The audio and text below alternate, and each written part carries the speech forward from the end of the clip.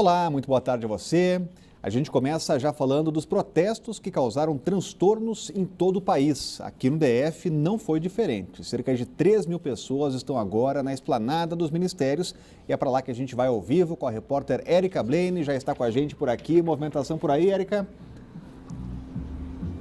Exatamente, Orengo. Muito boa tarde a todos. Cerca de 3.000 manifestantes, números atualizados agora há pouco pela PM, estão caminhando rumo ao Congresso Nacional. E agora há pouco a AGU também, a Advocacia Geral da União, divulgou que teve uma liminar que suspende a paralisação total do transporte público aqui da capital do país. É uma decisão da 5ª Vara do DF que determina que os sindicatos devam garantir pelo menos 30% da frota para garantir aí o acesso das pessoas ao serviço público, ao serviço de transporte. A pena para o não cumprimento vai variar aí, vai ser de R$1.600.000 para cada sindicato. Os sindicatos, em contrapartida, disseram simplesmente que ainda não foram notificados. Portanto, o serviço público de transporte, tanto aí de ônibus quanto de metrô, continuam paralisados.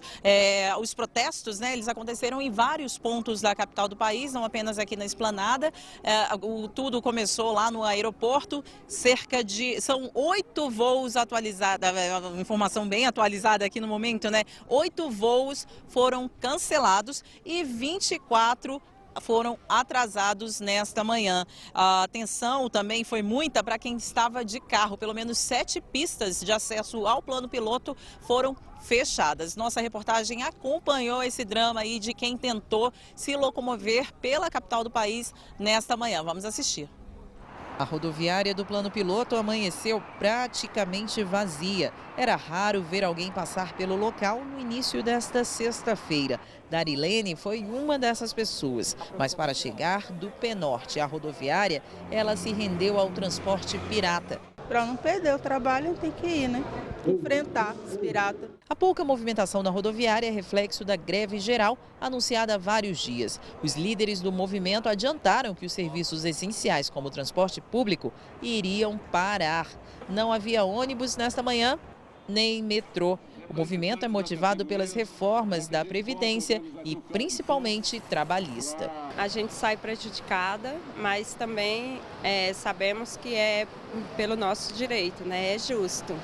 Se, como disse, Maomé não vai à montanha, a montanha vai até Maomé. A greve também atingiu quem iria viajar de avião. Alguns manifestantes protestaram na área de embarque do Aeroporto Internacional de Brasília. Houve uma pequena confusão, porque um funcionário grevista queria impedir o check-in dos passageiros. A polícia foi chamada para controlar o princípio de tumulto.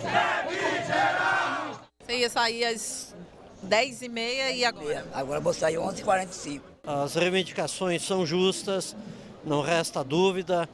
E o protesto aqui está sendo pacífico, está sendo educado, é isso que nós precisamos. O policiamento foi intensificado com o batalhão de choque. Várias equipes foram deslocadas para o aeroporto JK e para a estrada Parque Núcleo Bandeirante. Na EPNB também houve bloqueio por parte dos manifestantes. Com fogo, eles pararam o trânsito por mais de 1 hora.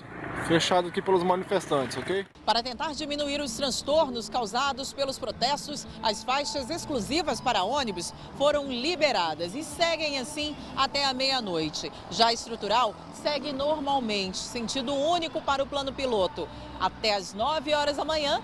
E sentido único para Ceilândia, das 5h30 da tarde às 7h45 da noite. Já a faixa reversa da Épia fica mantida entre o Colorado e o Torto. Mesmo com essas mudanças, foi complicado trafegar por Brasília nesta sexta-feira. As cenas de bloqueio se repetiram na Épia Sul, no Gama e na BR-070, na altura do INCRA 8. No Catetinho, uma imensa nuvem preta se formou ao redor do local. Imensa também foi a confusão de carros. Nesta região, a situação foi controlada depois de quase 2 horas de trabalho dos bombeiros e da Polícia Militar. O único trânsito tranquilo hoje foi na esplanada dos ministérios. Isso porque ele foi bloqueado desde a meia-noite desta sexta-feira. A medida visa garantir segurança e organização dos protestos previstos para o dia. Mas quem precisou passar pelo local reclamou do bloqueio. Sem contar essa caminhada agora da rodoviária para cá. Agora vamos para outro ponto da esplanada. A Secretaria de Segurança Pública colocou tapumes de proteção nos ministérios e fechou os acessos. Mesmo assim, os manifestantes estão indo em direção ao Congresso Nacional. Também ao vivo, falamos agora com Vitor Boiadier. Boa tarde, Vitor. Boa tarde, Orengo. Boa tarde a todos.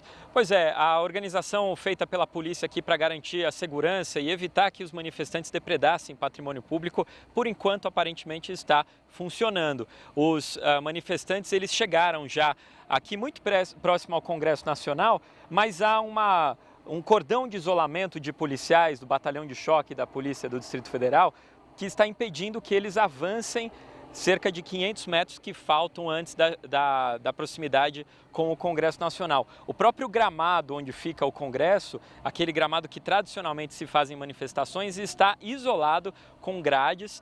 Os manifestantes não podem chegar aqui e dentro dessa região aqui do Congresso Nacional, a Polícia Legislativa também está a postos. Além disso, Orengo, os ministérios em que há mais casos de vandalismo quando há manifestações, o Ministério da Agricultura, esses ministérios tiveram um reforço de tapumes de madeira para evitar que vidros fossem quebrados. Então, por enquanto, os manifestantes, são cerca de 3.000, chegaram até aqui muito próximo ao Congresso Nacional, mas estão respeitando o cordão de isolamento. Um carro de som que chegou agora há pouco aqui, já fez meia volta e deve retornar em direção à rodoviária. Por enquanto, essas manifestações que acontecem aqui na região da esplanada dos ministérios acontecem dentro de uma aparente tranquilidade. Orengo. Continua acompanhando, traz mais informações ao longo da programação. Cláudio Humberto. Valeu. Amanhã, complicada. Muito complicada, mas no Brasil todo a avaliação, inclusive aqui em Brasília, a avaliação é de que a greve é um fiasco. Não parou o Brasil como prometeram os sindicalistas ligados ao PT e à CUT, que é o braço sindical do Partido dos Trabalhadores. Logo cedo pela manhã, na central de monitoramento montada pelo Palácio do Planalto, a sensação é de alívio pelo fracasso da greve geral, que eles prometiam parar o Brasil, não pararam coisíssima nenhuma, né? As pessoas queriam trabalhar, a gente viu aí as pessoas tentando chegar ao trabalho. Algum êxito foi verificado em algumas cidades, inclusive Brasília, na área de transportes públicos. Eles conseguiram parar completamente os transportes públicos, prejudicando, sobretudo, pessoas pobres. Aquelas pessoas que não têm alternativa de pegar o carro na garagem e para ir fazer a vida, né? Com isso, essas pessoas tiveram o direito de ir e vir absolutamente tolhidos e prejudicados. Também na área de saúde pública, o que se verificou foram vários casos de omissão de socorro, em que profissionais de saúde se recusaram a prestar socorro a pessoas doentes e doentes pobres, que são estes que procuram as unidades públicas de saúde, numa omissão de socorro que é considerada crime pela legislação. No país todo, o que se vê são questões pontuais, né? A avaliação são paralisações pontuais, são bloqueios pontuais que já foram removidos. Não há nenhum registro de via que tenha sido bloqueada por manifestantes, porque eles não são em número suficiente para isso. Esses 3.000, essa avaliação de 3.000 trabalhadores na esplanada dos ministérios é muito generosa por parte da Polícia Militar. Quem lá está não vê esse número todo de gente, mas tudo bem, eu acho que isso não diminui em nada o exercício do direito de protestar mesmo que todos temos no regime democrático. É bom que se proteste. Agora é bom também chamar a atenção para o fato de que esse protesto usa como pretexto as reformas, mas na verdade é uma greve no mínimo malandra, né, que permitiu que alguns órgãos públicos, até o Tribunal Regional do Trabalho, veja que ironia, o Tribunal Regional do Trabalho cancelou o expediente. Hoje, sexta-feira, dia 28, alongando o feriadão do dia 1º de maio. Os protestos foram motivados pelas reformas trabalhista e da Previdência, que tramitam no Congresso Nacional. As mudanças na CLT agora estão com o Senado. Já a reforma do regime de aposentadoria vai ter atraso de pelo menos um dia na comissão especial. A votação, que seria terça que vem, deve ficar para quarta-feira. E os detalhes chegando com a Renata Dourado. Como deve repercutir tudo isso no Congresso, hein, Renata? Boa tarde. Essa é a grande pergunta, né, Rodrigo? Boa tarde para você, para o Cláudio. Uma ótima sexta-feira, final de semana e feriado para todos que estão aí nos acompanhando. Essa é a grande pergunta. O governo, de fato, monitora. Na agenda do presidente Michel Temer não há nenhum compromisso oficial, mas claro que há esse monitoramento. E o grande questionamento, qual o reflexo disso no Congresso Nacional? Como você bem disse aí, ontem não teve quórum para ser a última sessão, essa que seria a última sessão de debates na comissão especial para analisar a reforma trabalhista. Com isso, a votação que estava prevista para terça-feira deve acontecer na quarta ou mesmo na próxima quinta-feira. Esse debate aí tão importante. Com relação à reforma, isso é a reforma da Previdência, né? Com relação à reforma trabalhista, como a gente disse, já foi aprovada na Câmara, agora segue para o Senado.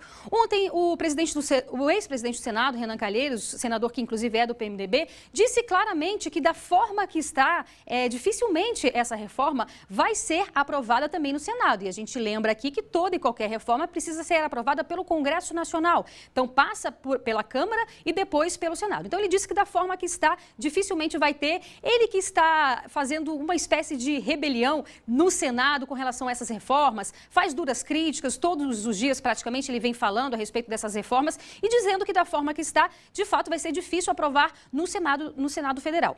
Na avaliação do presidente Michel Temer, tudo que poderia ser feito, toda e qualquer alteração já foi feita. Então, o governo não está mais disposto a fazer nenhuma alteração com relação a essas duas reformas. O que o governo fez com relação à reforma trabalhista? Mapeou todos aqueles deputados que se dizem da base e que votaram contrários ao governo. Nominalmente ali, esses deputados, caso tenham indicado algum nome para ocupar algum cargo federal, essas pessoas indicadas por esses deputados serão exoneradas. É a resposta que o governo está dando para aqueles que se dizem da base e que não querem arcar com ônus, né? Apenas com um bônus. Então, a avaliação do governo se está na base, obviamente vai ter que arcar com os dois lados, com peso e também com a questão negativa. Então, vai se afastar, essas pessoas serão afastadas e o governo vai ser muito firme agora com relação a isso, Rodrigo. Então, é de fato isso. Analisar, verificar qual vai ser a resposta disso no Congresso Nacional, se vai ser mínima, se vai ter algum reflexo ou não. E é isso, o governo está monitorando todas essas manifestações, monitorando absolutamente tudo e vamos aguardar com relação à reforma da Previdência. Como a gente disse, houve esse certo atraso, entre aspas, na comissão especial. A previsão é que a votação ocorra, a previsão inicial é que a votação ocorresse entre o dia 15 e 16 de maio, a votação no plenário, mas o governo, como no jogo de xadrez, quer realmente ter uma visão mais ampla, analisar qual é o momento de mexer cada peça, qual é o momento de fazer cada movimento e tudo isso a gente vai ter essa resposta realmente depois aí desse dia, depois dessas manifestações que o governo está sondando, está avaliando, está conversando para ver quais serão as próximas etapas. Rodrigo. Obrigado, Renata. Acompanhando a movimentação, repercussões, Cláudio Humberto, agora lá no Congresso Nacional. Exatamente. A gente vê que essa ameaça do senador Renan Calheiros de que o projeto não passa no Senado, tudo conversa mole e já ficou demonstrado que em matéria de reforma o senador fala sozinho, fala por ele mesmo. Ele não consegue nem sequer liderar a bancada do PMDB contra o governo Michel Temer. Muito pelo contrário, as expectativas de aprovação da reforma no Senado Federal são ainda mais vantajosas, muito mais tranquilas do que o foram na Câmara dos Deputados. E na Câmara dos Deputados, a votação foi acachapante, o governo ganhou de goleada e o mesmo deve se repetir no Senado Federal. O que o senador Renan Calheiros precisa se preocupar é com a notícia que daqui a pouco vamos dar sobre uma nova operação da Polícia Federal em que ele é um alvo fundamental. Pois é, a Polícia Federal cumpriu hoje 10 mandados de busca e apreensão pela Operação Satélites, relacionada à Lava Jato, que investiga desvios de recursos na Transpetro. Um dos alvos foi o escritório do advogado Bruno Mendes, do Renan Calheiros, senador Renan Calheiros, do PMDB de Alagoas. A operação foi autorizada pelo ministro Edson Fachin, relator da Lava Jato no Supremo Tribunal Federal, a partir de pedidos da Procuradoria-Geral da República. Os mandados atingem os estados de Alagoas, Rio Grande do Norte, Sergipe e São Paulo, além do Distrito Federal. A primeira fase da Satélites aconteceu em março. A operação tem esse nome porque os alvos são pessoas próximas a políticos. Tentamos contato com a assessoria de Renan Calheiros e nada de resposta até o momento. Agora pega, inclusive, Cláudio Humberto, a cúpula aí e senadores do altíssimo escalão. Exatamente, é o caso de Renan Calheiros. Essa fase da operação parece concentrada em Renan Calheiros, né? E tem a ver, como disse o Rodrigo agora há pouco, tem a ver com a delação do ex-presidente da Transpetro, uma subsidiária da Petrobras, um ex-senador chamado Sérgio Machado, que inclusive fez um acordo de delação premiada e delatou, entre outros, o próprio senador Renan Calheiros. O advogado Bruno Mendes é um advogado que atua, inclusive, não apenas nos negócios, mas em defesa do ex-presidente do Senado. E a seguir acaba hoje o prazo para a entrega da declaração do imposto de renda. O Band Cidade volta já.